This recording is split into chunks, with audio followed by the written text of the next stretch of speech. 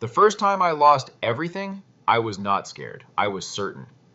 And that certainty, that unshakable, bone-deep belief that I was right and the market was wrong, cost me more than money. It cost me years. It cost me sleep.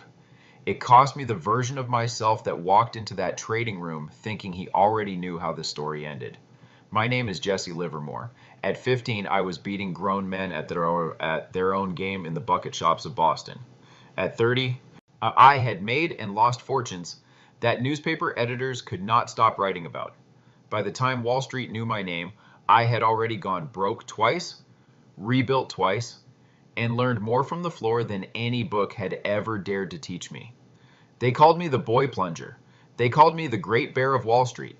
What they never called me was lucky, because luck had nothing to do with it. And what I am about to tell you has nothing to do with luck either. Instead, there are 3 stages every trader must pass through before a single dollar of consistent profit lands in their account and stays there. Not 3 strategies, not 3 indicators, 3 transformations, 3 complete destructions and rebuildings of the person sitting behind that screen. I have watched brilliant men fail at this. Men who could read a balance sheet the way a musician reads notes. Men with mathematics degrees and iron nerves and every advantage the world could offer. And they failed not because they lacked intelligence, but because they tried to trade their way to profitability before they had become the kind of person capable of being profitable. That distinction between knowing how to trade and becoming a trader is the entire journey. And most people never understand it until it is too late.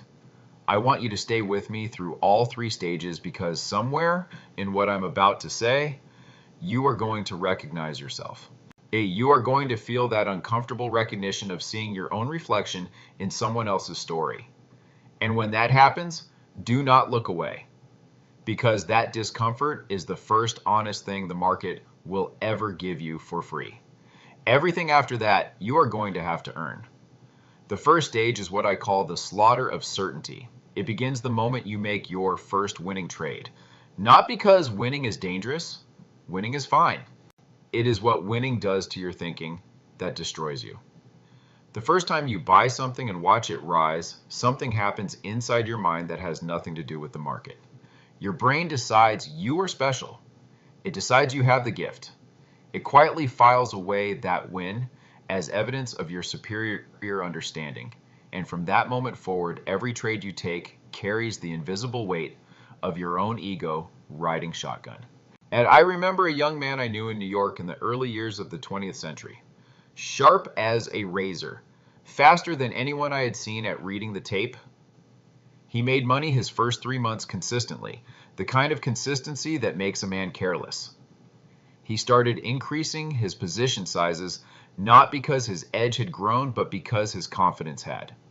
He stopped checking his assumptions because his assumptions had been right so many times that checking them felt like an insult to himself.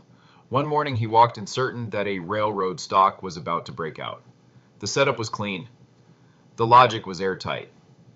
He put in a position 3 times larger than anything he had risked before.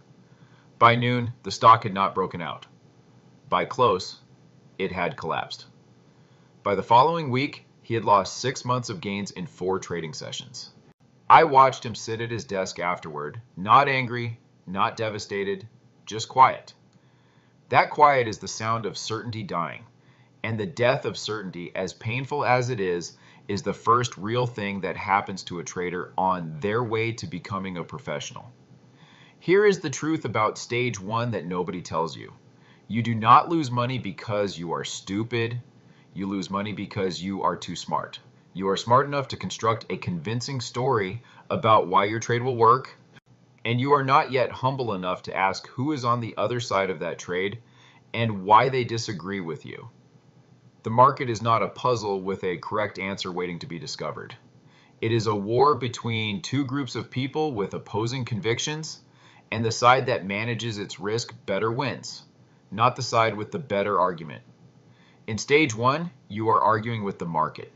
You are trying to convince it that you are right, and the market does not care. It never has, it never will. But the pain of stage 1 is not optional. You cannot read your way out of it or watch enough YouTube videos to skip it.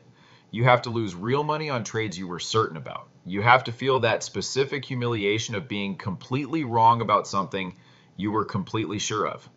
Because until you have felt that, you will always be secretly convinced that your analysis is close enough to certainty to justify betting more than you should.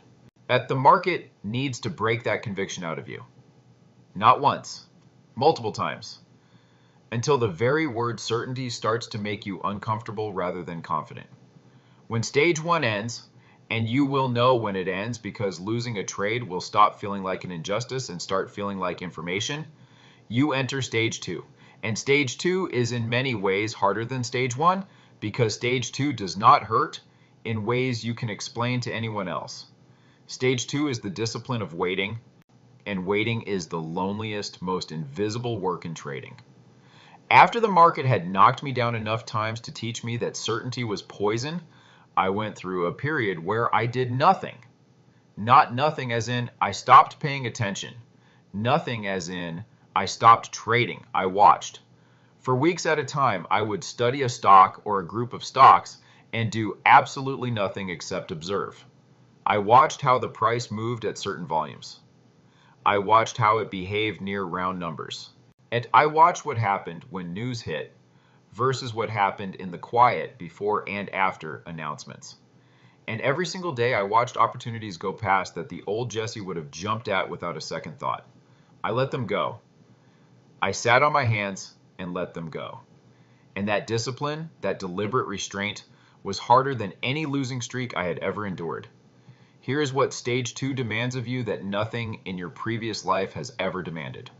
It asks you to do nothing when everything in your psychology is screaming at you to do something.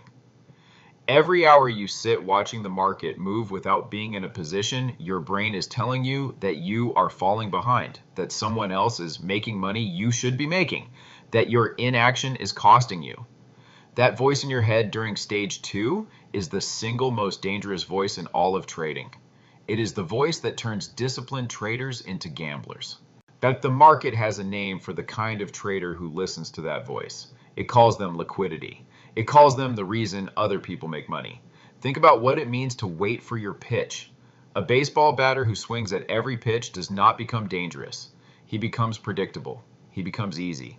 The dangerous batter is the one who can stand there and watch 3 balls go by that almost tempted him, staying absolutely still, waiting for the one pitch that he can drive.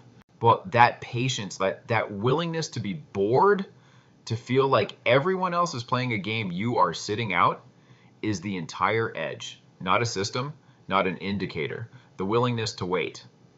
I knew a trader who came to me after 2 years of frustrating inconsistency. He had good instincts, decent timing, a reasonable understanding of how markets moved. His problem was that he traded every day. And not because every day offered good opportunities, but because he could not tolerate the feeling of not being in the game. On days when nothing was setting up properly, he would find reasons to enter anyway. He would lower his standards slightly, convince himself that a mediocre setup was close enough to a good one, and take the trade. And those trades, the ones taken just to be doing something, they were the trades that killed his account slowly. Not dramatically, not in one catastrophic blowup. Slowly.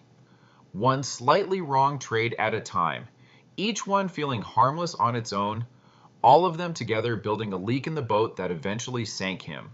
Stage 2 ends when waiting stops feeling like weakness and starts feeling like strategy. When you can watch a perfectly tempting setup fail to meet your criteria and feel not regret but satisfaction. Satisfaction because you did not take that trade, because you stayed inside your rules. But because the discipline you are building right now is the foundation that everything else will be built on. And without that foundation, nothing else works. Not the best strategy in the world, not the sharpest technical analysis, not the deepest fundamental research. Without the discipline of waiting, all of it collapses.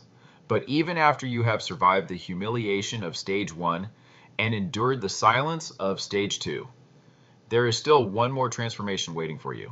Yet the third stage is the one that cannot be taught. It cannot be explained clearly to someone who has not yet lived it.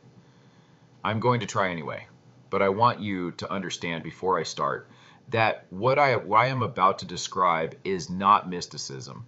It is not some spiritual awakening or trading magic.